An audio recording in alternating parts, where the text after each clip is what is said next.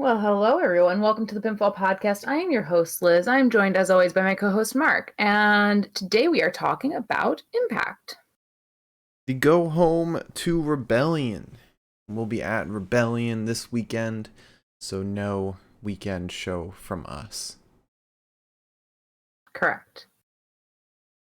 Um, Typical Impact show, kind of a little bit of story development, but nothing huge.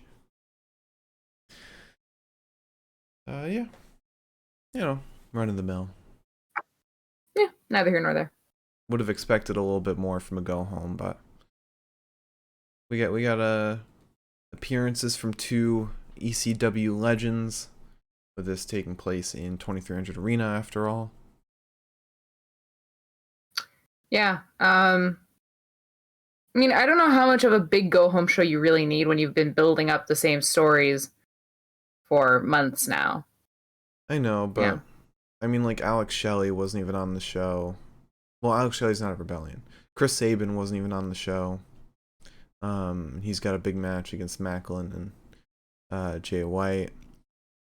Yeah, a little turn of the tables. The stuff with Speedball and Ace Austin was good. Moose and Josh was great as always.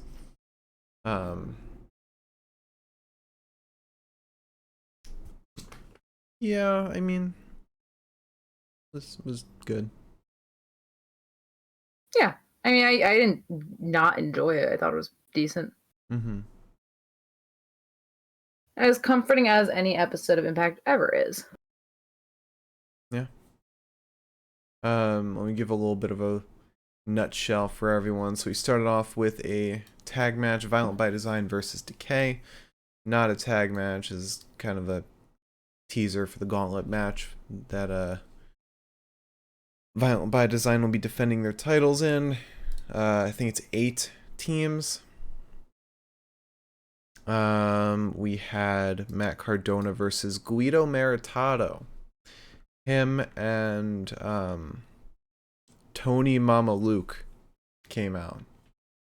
We're not really familiar with ECW, so we don't know who these people are, but they seem like big deals to ECW fans.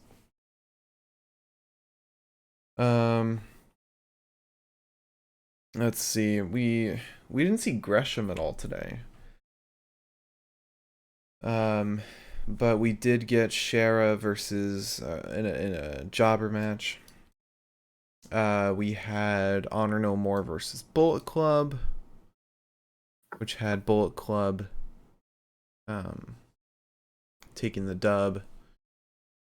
And I guess this is another teaser before the gauntlet match, because Good Brothers and OGK are both involved in it. We had Mike Bailey and Ace Austin versus Trey Miguel and Laredo Kid, which saw Mike Bailey turn on Ace Austin after the match. And then finally we had Moose's public apology, which was a great promo as always from Moose, and then Josh coming in to start a brawl. So yeah, it was fun. It was a pretty fun show, with all things considered. Yeah. I thought they did good for what they had. Yeah. I just wish they would like do more to like surprise people or like turn the tide. Like they could have thrown in a stipulation for one of these matches. They could have announced like a surprise fourth man for the X Division title match, or like given a last minute match, Boopinder versus Shara, something like that. Well, I think they did, in that I'm sure Cardona's defending that title against Jordan Grace during the kickoff. It's possible. I feel like there's gonna be two kickoff matches. It'll probably be that and maybe someone in Bhupinder, whether it's Shara or Raj Singh. Maybe something with Chris Bay, like Chris Bay versus Kenny King. That would be cool. We also saw the revival of PCO because I guess he was declared dead after last week. Didn't know he could die. Yeah. Vincent gave him a little jump with jumper cables. So maybe PCO will play a little part in Rebellion. I bet he'll come out for the Jonah match. I'm thinking big. I'm thinking he comes out as Josh's first challenger. Maybe. Or for the X Division title.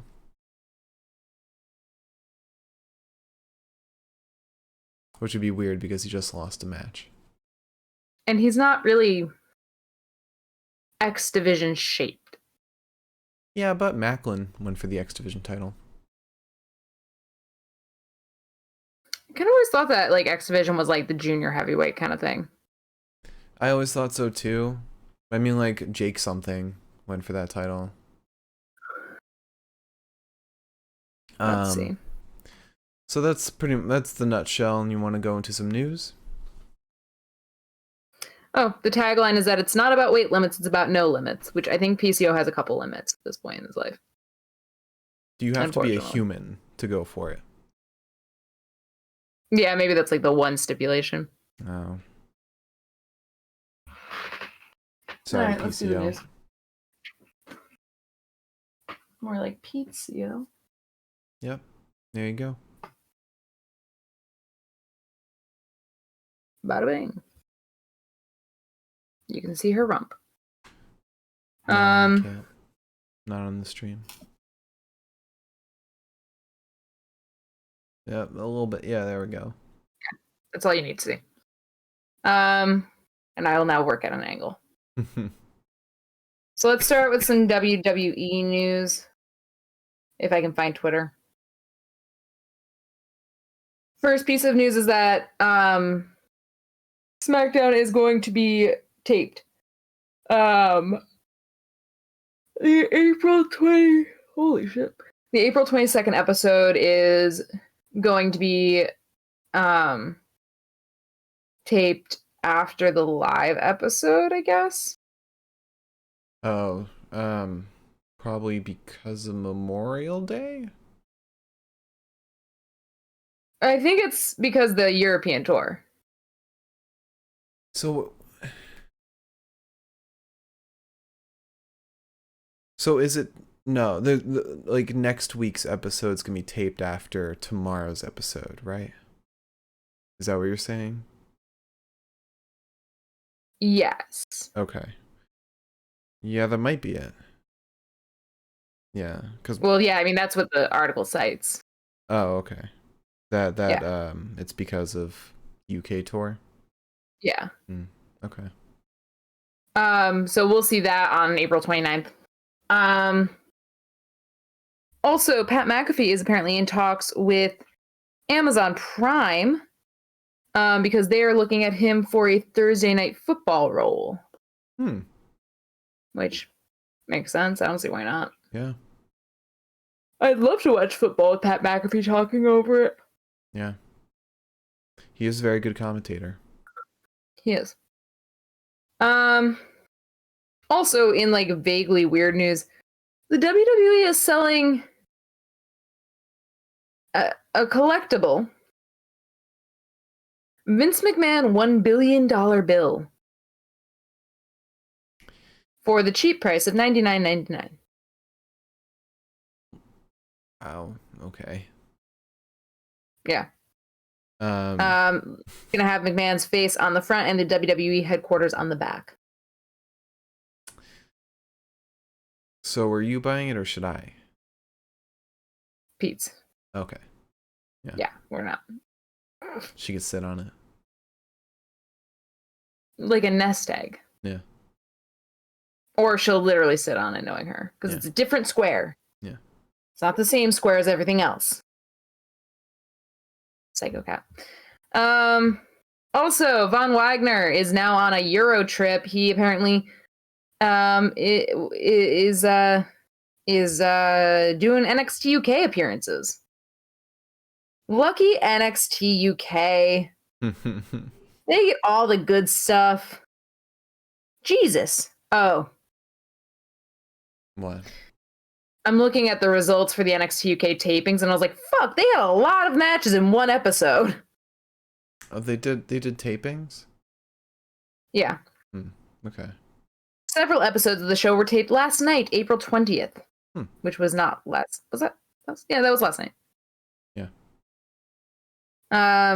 Other people that appeared were Lash Legend. I know Ivy Nile made an appearance. God fucking damn it. Yeah. Actually, funny enough, in this episode, oh yes, she did. She defeated Nina Samuels. Me too. Haven't we all defeated Nina Samuels at some point in our lives? Yeah. Who's Angel Hayes? She's just somebody on. She's pretty new on NXT UK. Okay. Is that a crazy girl? The one that was maybe dating? No, not Zaya Brookside. She's a different kind of crazy. Isla Dawn? No, Bangs. Oh, Blair Davenport. Yeah, is she still there? Yeah. She had a title match against Meiko Satomura a month or two ago. Huh. Well, anyways. In some not WWE news, MLW is going to be hosting Sandman. He is coming back for the Kings of Is that how you spell Coliseum? I thought Coliseum had an I. It does. Okay. Then I don't know why they're spelling it COLOSSEUM, but alternatives, I guess. Oh, wait. Yes.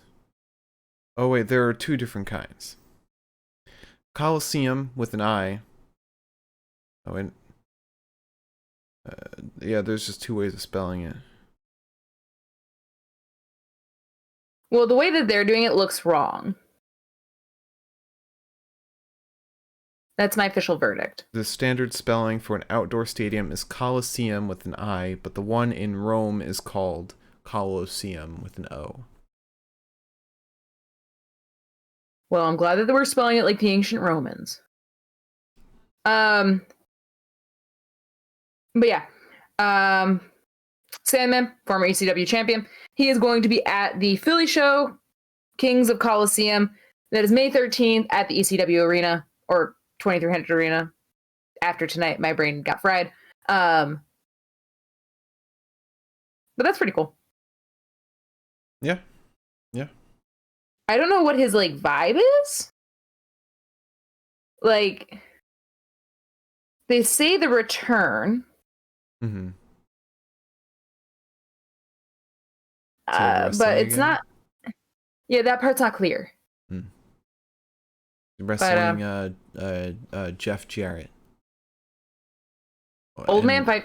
Or Jerry Lawler. Let him. Also, MLW is partnering with 1PW. One Pro Wrestling. They have been gone for 11 years. They're back now. And I guess MLW is kind of letting them piggyback a little bit.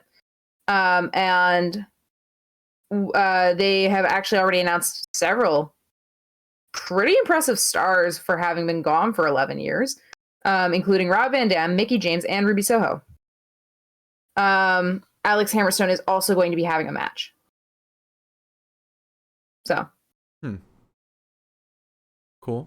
That's pretty cool. Yeah. Also in not WWE news, but still wrestling news. You seen Bray Wyatt's Twitter? No, I haven't. Let me hop on there right Shit's now. weird.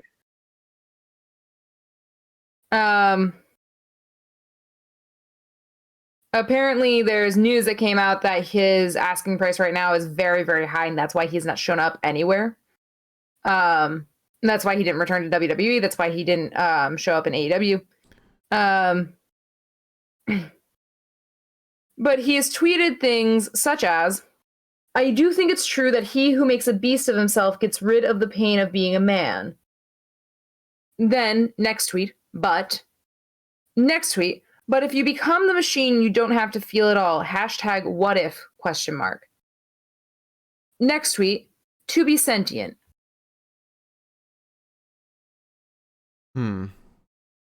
Also, there's this. Hang on. There's that fun little image that goes with it. So. I too love just drunk texting at 10 a.m. Drunk tweeting. I wish I could be Bray Wyatt purely because I could just do whatever the fuck I wanted on social media. Everyone would be like, it's part of the art. And I'd be like, yeah. It's like Malachi. Like, at least Malachi's is like a little more like coherent. We can give him that much. Vaguely more coherent. Yeah. Vaguely. Longer stuff. Yeah. Also, somebody's involved in a sweet little Hollywood lawsuit that I don't want to get into the context of, but apparently Kevin Nash has now found himself vaguely embroiled in the Johnny Depp Amber Heard divorce case. What? Yeah. Apparently, Kevin Nash was in the movie Magic Mike, which I have seen Magic Mike, and I did not know that. I think I've seen it. I don't remember him in it at all. I don't think he was in it. Okay, so WrestleTalk says Kevin Nash starred in the movie as the character Tarzan, which I don't believe was a character that was a star in the movie, but maybe I'm wrong. I watched this years and years and years ago. Anyways, not the point. Apparently some text messages came out in 2014 that had Johnny Depp being pissed off that Amber Heard was staying out until 5 a.m. for a wrap party for the movie, Kevin Nash having starred in it. A picture was posted by him of him hugging Amber Heard. And the caption is, having wine with my drinking buddy Amber Heard. And like they're hugging, but like nobody ever made any rumors that like they were like fucking or anything like that. Yeah. So it's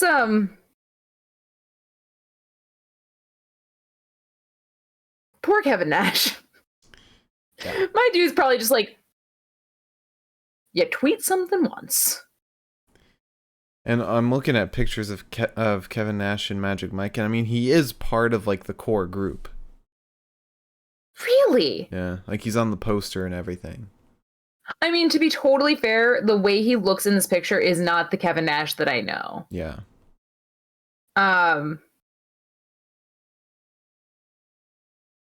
But that's wild.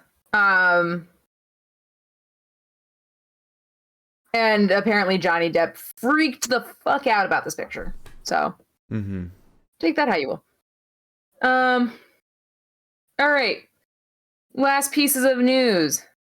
Now that I've successfully navigated away from my bookmarks, Tony Khan gave a big ol' update about the video game. According to Fightful Select, the tentative release date for the game is late September. And at this point, it's going to be called AEW Fight Forever. Yeah, and apparently they recorded some chants after Dynamite from the crowd. Yeah, because he announced this pre Rampage, apparently. And they recorded, I think it was Adam Cole, Adam Page, Chance, maybe Britt Baker or Thunder Rosa. Well, the biggest names they did chants for. Very cool. Final piece of news. Impact news. Slammiversary was announced. And that there's a set of tapings scheduled to take place on June 19th and June 20th in Nashville. I am not sure if I think that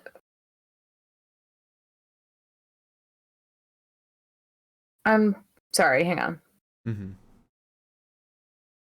So I don't think that they announced like the day it's happening specifically.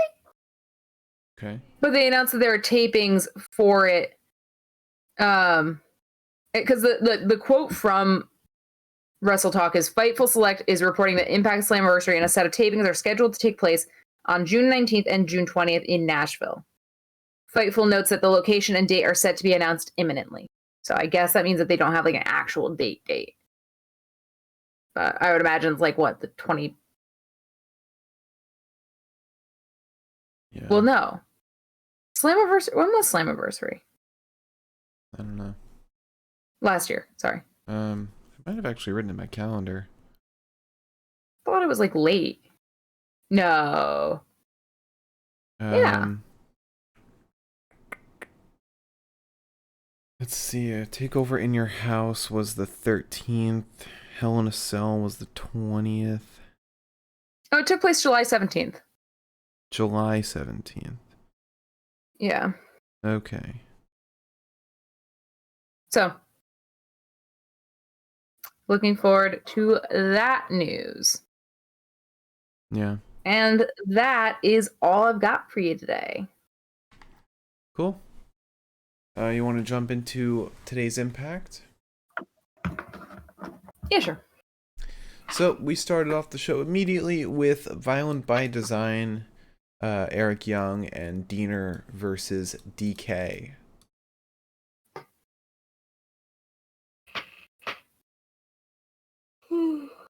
Gosh. So we start with Diener and Black Taurus. There's a super kick and some like hard strikes to the chest of Diener and then Enziguri. And then I have a little hiccup. Eric then interferes on Black Taurus while the ref is distracted. Eric then gets in, and both men stomp the head of Black Taurus through the ropes. Young eventually, a little bit later on, goes for the leg drop off the top rope, but Black Taurus rolls away. This gets Steve in. This gets Diener in. And I'll be honest with you, I could not keep up with the things that Steve was doing because Crazy Steve was like a little crazy. He was looking great today. He was like on his shit. Yeah. But he does like a million things to Diener. Eventually he bites him, takes out Eric, and then hits Diener with a cannonball in the corner.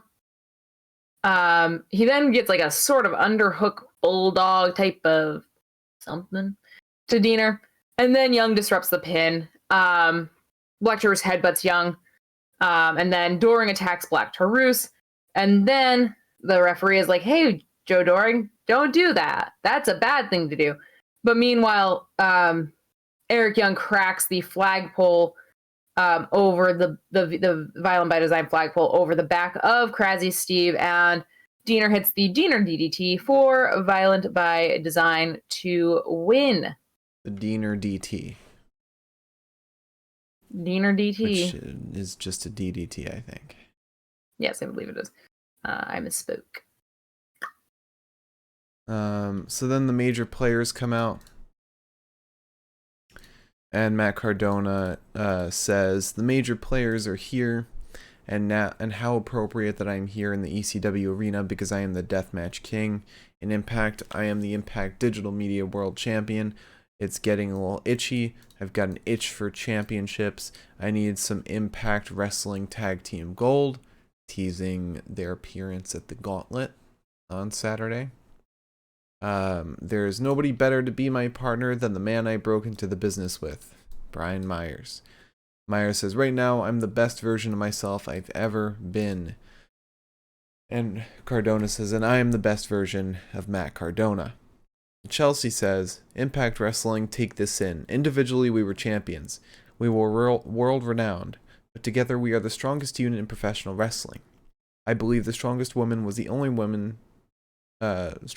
Chelsea Green, was the only woman to take out Mickie James. And then Myers says, what about what we did to W. Morrissey? You'll never see him again. And Cardona says, I said something in the back. We are the most decorated tag team in this company, and we weren't even a team. The major players are taking over Impact Wrestling. And then Tony Mama Luke and Guido Maritado come out. And Guido says, my career started right here in this building. Though the past years I've seen hundreds of wrestlers bleed buckets to pave the way for wrestlers like you, don't you ever disrespect this building. This building is not yours, this building is theirs. Doesn't look like major players, looks like major sissies. And Cardona gets fired up and he says, we're the hottest team in pro wrestling. We're the major players and you guys haven't been relevant since ECW died 20 years ago. A whole brawl breaks out. And Guido says, if you have any guts, why don't you put that title on the line tonight? And so we get Cardona versus Guido Meritato. Yeah, this was fun. This is a really fun match. Guido looked great. Yeah, Guido looks real good. So Cardona is gonna show some respect. By going in for a handshake, but then he goes for the pump kick instead. Meritato then takes Cardona off his feet after catching that kick. And then it's like a rapid fire, just sort of grappling, sort of striking, kind of a style that you don't get so much anymore. Eventually we get a kick to the back or a kick to the head of Cardona after Chelsea and Cardona nearly collide. However, we get a low blow vis-a-vis the ropes to Meritato. And then a kick to Guido's face, which sends him into the fence. And he lays upside down on the fence for a little while. Then we get a back body drop to Meritato, and then he dodges Cardona before lighting him up with some chops and an Italian leg sweep. He goes for the Sicilian slice to Cardona, but Cardona ends up kicking at the last second. And then he goes for the kiss of death, but Myers distracts the ref. Cardona hits Meritato with a low blow and then hits the radio silence to win. And then it gets nasty. I don't know if you took notes on this. I didn't see you taking notes on this, so I don't know. I did. But I can talk about it. Okay. So major players start ganging up on Guido and Tony. But the W. Morrissey comes out and he starts attacking the major players. But Chelsea low blows Morrissey.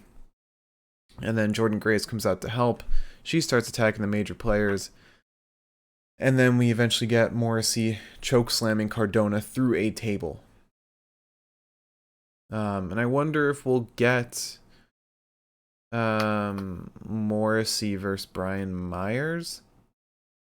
Well, if we're getting Cardona and Myers in the gauntlet, which that's just a guess. Oh, I didn't think about that. I don't know what the plan is here. Unless we don't get them in the gauntlet. Unless that was just a farce. But anyway, after that we get Honor No More. Eddie Edwards says, in 2 days I face Gresham, the last man that thinks honor exists in this industry. I'll show him what the fuck did I write? I'll show him a painful that there is honor no more. A painful reminder that there is truly honor no more. Tavin says 2 days until we accomplish our goal, we're gonna add Impact Tag Champ to our resume. Mike Bennett says we are the best in the world, and that is too sweet. Kenny King says, Bullet Club, I remember you jerks. We'll treat you like rats. There isn't a member of us that doesn't know how to silence Bullet Club. We then get a promo from Jonah. He says, PCO, I gave you a fair warning. You didn't want to listen, so I put you away for good. Ishii, if you don't want to listen, I can't be responsible for what I do in 2 days. We're going to witness Top Dog versus Stone Pitbull. It's going to be a dog fight. Now this should be a dog collar match. That would be fun. Yeah. That makes so much sense too. So then we get Shara versus Gabriel Rodriguez. A 20-second match. Yeah. Because he tosses him and then powerbombs him. Yep, that's it. Then we get an interview from Bhupinder Gujjar. He says, I don't have any regrets. I don't need Raj by my side. Things are going the way I want. I'm going to get my chance. I'm happy for Shara and Raj as long as they stay out of my business. Then we go backstage where Moose runs into Scott D'Amore. And this was after it was previously announced that Moose is going to make a public apology for attacking Josh Alexander's wife. And terrorizing his family. So Moose says to Scott, why are you making me apologize? Scott says, I'm not making you. You have options. I wish you'd chosen stripping the title for your stripping yourself of the title and suspending yourself. Moose says, if I'm gonna go up there, you need to give me assurance. He had me dangling from up there, just pointing to the rafters. Scott says, what type of assurances did Jen have when you attacked her? You want assurances? Go out there and make your apology. I'm personally going to be out there because I want a front row seat. And then we get Honor No More versus Bullet Club. Yeah. We get Vincent and Carl to start. He slams Vincent into some corners. Gallows gets in. They shoulder tackle him. And then we get Jay versus Matt Tavin. There's a shoulder tackle to Jay from Tavin. Tavin decides to remind us who he is, just in case anybody forgot. And my God, that man is just... I want to just snap him in half. Then we get Bay versus King, and it's kind of obvious that we're kind of getting like a little sampler platter. And they do the thing that I hate, where it's like they both drop kick each other at the same time, and then they kip up at the same time, because everything you can do, I can do, but I fucking hate it. But we get a little takedown to Bay, which Bay counters with a drop kick. Tavin then interferes for a little bit. King gets the chin checker on Bay. This gets Bennett in. He hits a neck breaker to Bay from Tavin, who doesn't get the pin. He insists he did. Says very specifically, I thought that was 3. And I was like, or rather, it looked like 3. And I was like, I don't know how something looks like 3. But sure, Matt. Then we get Jay versus Vincent for a little bit. He pops him in the corner, goes for a suplex of sorts, but Vincent lands on his feet. Vincent then hits him with a side Russian leg sweep. This gets Gallows and Bennett in. Gallows takes everyone off the apron, hits Bennett with a flying uppercut, and then a Saito suplex to Tavin from Jay, and a Tiger Driver to Jay from King, and then the Art of Finesse from Bay to King, and then Bay flies out onto Tavin and Vincent. Bennett ends up back in the ring. He dodges the gun stun. Gallows, however, pops him from the apron. Carl ends up getting the gun stun, and then we get a Magic Killer to win. Yeah. And I don't really know the point of this match. I don't know the point of this feud. Yeah, I don't either. Like, I mean, I guess this might just lead to Under Siege, because Under Siege is like just a couple weeks away. That is true. But like, if we're getting all of Bullet Club versus all of Honor No More right now, then what? Are we waiting for Eddie Edwards and PCO to join the mix? And are we going to add 2 more to Bullet Club? And if so, Then who? Hikuleo comes in, and so does, I don't know, fucking LP. I was thinking Kenta. Yeah, maybe. I don't know. This all just seems a little weird. I feel like they're just getting Bullet Club versus Honor No More out of the way so that they don't have to touch it again. Because this might have been something a lot of people wanted. I guess, like, it makes sense, and that's almost the thing that I hate, is that it makes sense. Yeah. But it doesn't lead into anything bigger. Maybe Jay White versus Eddie Edwards. Maybe. Oh, I was gonna say maybe Eddie beats Gresham and then Jay beats Eddie, and then we have Jay White with the Ring of Honor championship. But I don't think Tony Khan would be down for booking that. Yeah. I don't know. Yeah. But we have a promo with Macklin. He says, Jay White, congrats, you did it again. Again and again, but not alone. Always with your club. Like Chris Sabin, always need someone to watch your back. I belong to a club too. We have loyalty, a brotherhood that truly is for life. Doesn't have weakness, dishonesty.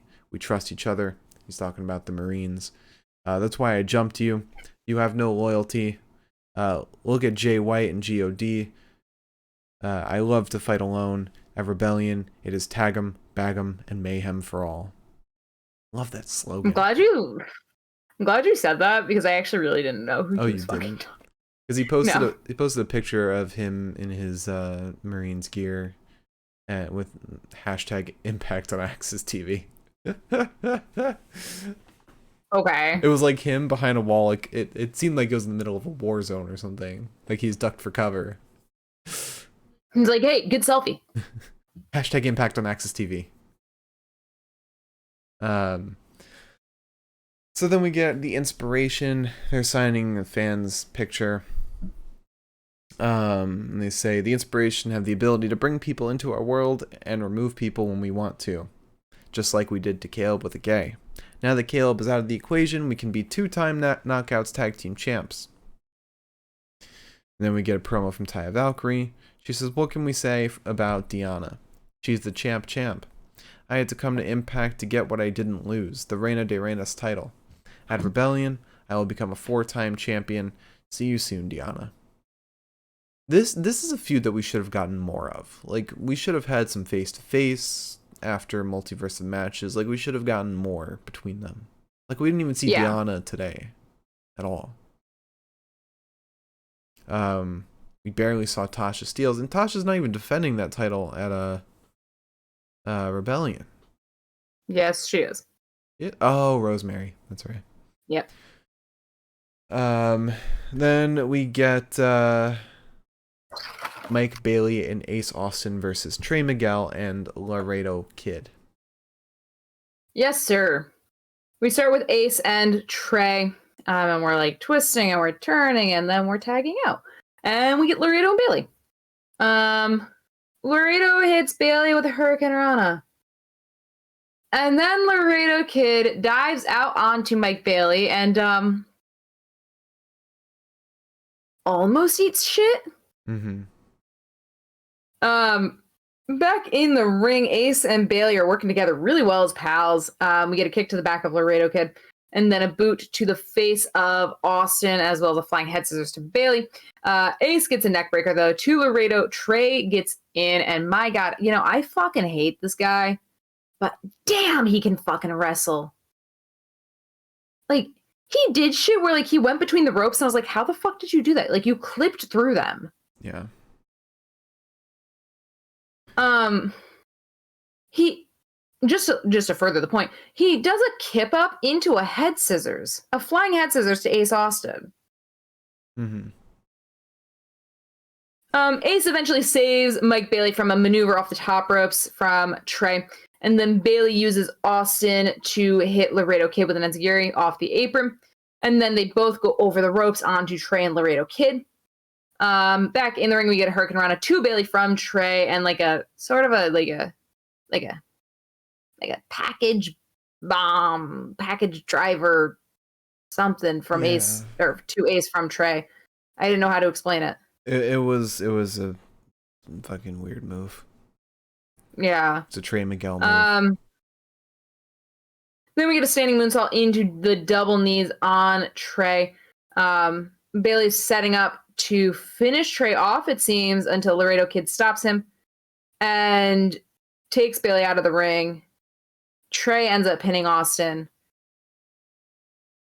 And then it gets a little weird and wild. Yeah, so Ace is kind of holding down Trey for Mike Bailey to give a roundhouse kick to Trey. And as he's lining up, Mike Bailey reconsiders and instead gives a big roundhouse kick to Ace Austin. Who the fuck didn't see this coming? So now the triple threat's going to be an actual triple threat with no teaming involved. I'll be really honest with you. I did not see this coming. Really? Not the way it happened, at least. The way I saw it was Bailey being happy-go-lucky and then like kind of being like, oh, I'm not gonna help you at like this fucking like triple threat. Mm-hmm. That's sort of what I saw happening. Yeah. I expected it more during the match itself on Saturday. But then we get a promo from Honor No More. I think it was Mike Bennett that says, we're going to get it back. We'll become champions at Rebellion. Vincent chimes up and he says, would you excuse me? I have some business to attend to. He walks off. He goes to the parking garage, opens up a trunk of a car and pulls out some jumper cables. And then he finds PCO under a sheet in like some shed. And he jump starts him back to life. And then PCO just shouts, Jonah. And we're probably getting a rubber match between them. Fair enough. I think it would be the third one. Yeah. So finally, we have the Moose public apology. So Moose comes out, and he has a man in a suit in the ring with him. And he says, I would like to introduce you to my attorney who will be reading my public apology. So his attorney grabs a mic and he says, my name is R.D. Evans, Moose's longtime attorney. And at this time, I ask that you please show some uncharacteristic respect for this message. To whom it may concern, mainly Josh Alexander, his wife, and his kids.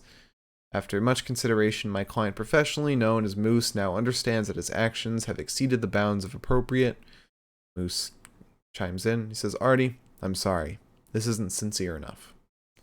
If we're going to do this, we're going to do it right. He crumples up the paper. He says, I have to admit, nobody's family deserves what I put Josh's family through. Josh deserves a sincere apology. Josh, I'm sorry. I'm sorry for showing all these people how much of a loser you are. I'm sorry for exposing you for not being a protector to your wife. I'm sorry for exposing you for not being a role model to your kids. I'm sorry. You know what I'm not sorry for? Whooping your ass at Bound for Glory. Being the Impact Champion. The face of this company. You walk around calling yourself the walking weapon, the face of Impact in hell. You can't even protect your damn family. You know what I'm not sorry for? What I'm going to do to you in just 2 days. I plan on sending your sorry ass home for longer than a month. I know you're back there, so pay close attention.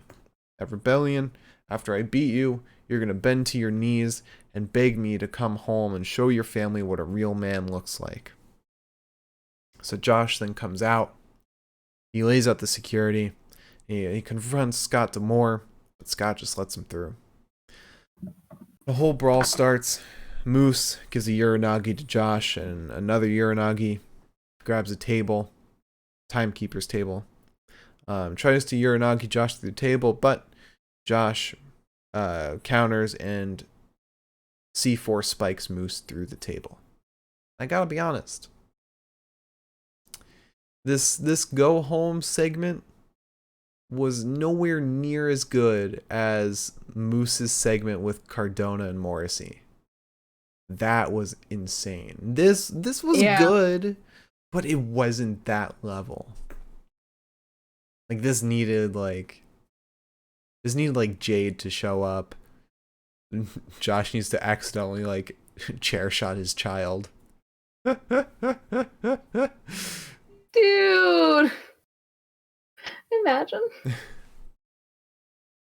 And you know what? If we hadn't gotten like if we hadn't already lined up Josh to get the title, I would have been 100% for Cardona winning that title against Moose back when he was a babyface. Yeah, I never thought that he was a very believable babyface, though.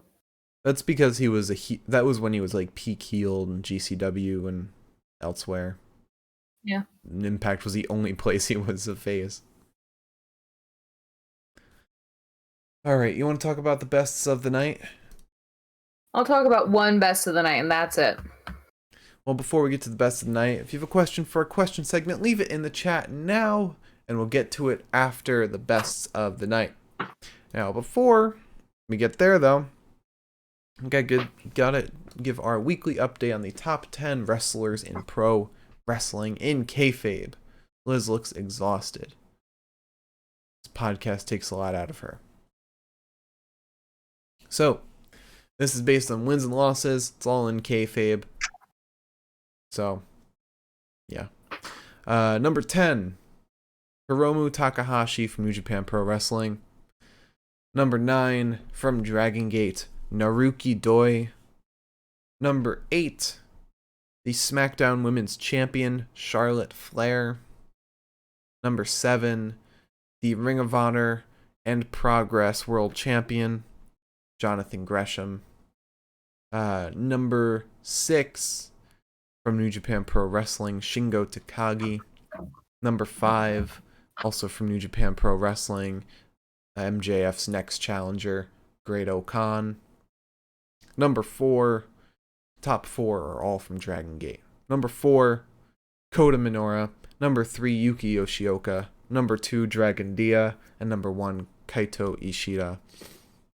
I have never seen these guys get a loss this entire year. And they Really? They have episodes like several times a week. But yeah. All right, you want to talk about the best of the night now? Yeah, we'll talk about it best of the night. All right, promo of the night. It's either major players, PCO getting revived, or Moose. My vote's for Moose. Okay, I can give it to Moose. Okay. All right, let's talk about wrestler of the night. Oh wait, you only said one best of the night, so I guess we have to move on. Yeah. On to the questions! No. All right, 3 choices for best wrestler of the night. Ready? Ready. Guido Meritato, Crazy Steve, or Ace Austin? You know what?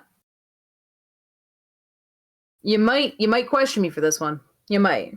I probably will. I'm going with Crazy Steve. Oh, okay. I thought you were gonna say Guido. Oh no, I just feel like Crazy Steve like really did an impeccable job today. Yeah. Yeah, he did. All right, match of the night. As always, we go from the worst match to the best match of the night, and we'll talk about which one's the match of the night. Matches under 5 minutes are not considered. For example, Eric Young and Diener versus Decay, Cardona versus Guido Meritato, and Shera versus Gabriel Rodriguez. All right, so first up with the lowest ranked match with a 7 out of 10. That's the lowest ranked.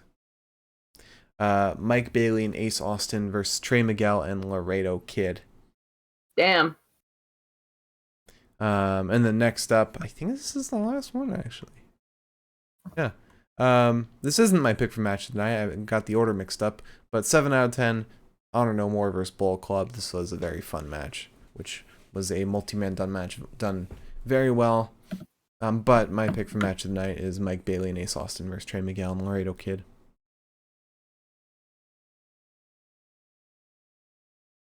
Okay, I'll give it to you. Cool. All right, you want to answer some questions? I will answer one question. Oh boy, I gotta pick a good one then. Let's answer Miriam first. Miriam says, do you think it makes sense to have Macklin in the match with Jay and Sabin? And second question, okay, we'll do that one first. We'll save the second question for after. So, do you think it makes sense to have Macklin in the match with Jay and Sabin? Hang on. My answer is no. I don't get it. I feel like they were like, oh, everybody loves Sabin and Jay so much. We got to do it again, but we got to add a fresh spin. Mm-hmm. And this is their fresh spin, and it doesn't really... I'm going to say yes, but only if Macklin wins. Macklin wins, immediately becomes Josh's first challenger. Sabin and Jay White will cancel each other out. Macklin goes for fucking crosshairs on, or mayhem for all on Chris Sabin. Sabin eats the pin, and Macklin wins. All right, sure. But I don't think so. I don't think it looks right. Mm-hmm. In my humblest of opinions, I don't care for it. Okay. Second question from Miriam. What match are you guys most looking forward to at Rebellion besides Moose versus Josh? Oh, man. I'm looking forward to the tag thing. Yeah, the gauntlet looks fun. Personally, I think I'm most excited for Trey Miguel, Ace, and Bailey. That looks like a lot of fun. That's going to be really fun. Ishii and Jonah also looks really good. That's also going to be super fun. But yeah, I think I just like matches where people have to come out. Yeah. You know? Yeah. Yeah, I agree. Rosemary and Tasha will also be fantastic. That's gonna be fun. I just think like the reason I'm not like pumped about it is because if Tasha loses, I'll be pretty shocked. I don't think she'll lose. I mean, what I'm saying is that like I don't think she'll lose, and I don't like going into matches where I'm like 100% like, no, this person's winning. Yeah. Except for like very small percentage of the time, but it's pretty rare. Mylum has a question on YouTube. Where do you stand on the Danhausen argument? Is AEW's approach of assuming its audience knows him the right path, or should they explain more? So somebody like Danhausen, should they explain their background more? I think I like Danhausen not being explained, because if you know who he is, then you know who he is, and that's great. If you don't know who he is, he's just this weird little dude. Yeah, you don't really need an explanation. It's like anything in like a movie or a game where like stuff is there, you can research if you want, but you still get the full experience if you don't have all that background. For example, Dexter Lumis. We don't know shit about Dexter Lumis besides that he likes to draw. He doesn't talk. He's married to Indy now. Like, it would take you out of the experience if you got his whole background. Yeah. And I think that there are creative ways where they can kind of like create his background in AEW, where like he drops a line or something, or like somebody says, oh, well, you know, or like something like that. But I don't think that we ever really need like here's the story of Danhausen. Because I think like... No, you continue your thought. I was just going to say that I think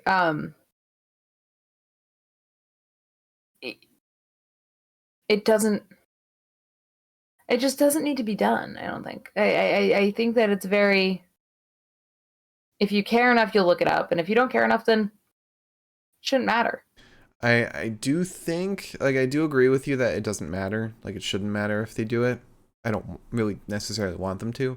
But if they do it, the only way I want them to do it is exactly what you said for them not to do. I want them to have an animated segment. Animated in the style of, like, retro Mickey Mouse or, like, Cuphead. Of the backstory of Danhausen. And him getting... Was it bitten by a vampire or something? Like, cursed by a demon? Wasn't he like a TV host? Yeah, he was like a Conan type and he got TV like host. Cursed by a demon, yeah. Yeah, I want that in like that retro Mickey Mouse type style. Animated. That could be cool. I just think that, like, in very similar fashion to, like, with Always Sunny, like, the waitress, we don't know her fucking name. Mm-hmm. And we know that we don't know her name because she has pointed it out multiple times. Yeah. And I do like the idea of it being like, well, that's Danhausen. You should know who Danhausen is. Mm-hmm. And even if you don't, it's like, that's the thing. I don't know. I think I like the little mystery. Yeah, I don't want a whole ass, like, exposition on Danhausen. I'd rather just take the character for what he is and get the vibe from him, figure it out as we go. Yeah. And it's like a journey. It's a journey rather than the destination. Yeah. All right, that's all the questions we got. Remember, no weekend show this weekend or next weekend. But Liz, would you like to close out the show? If you tuned in tonight, thank you so much. And if you tuned in the future, thank you so much. Happy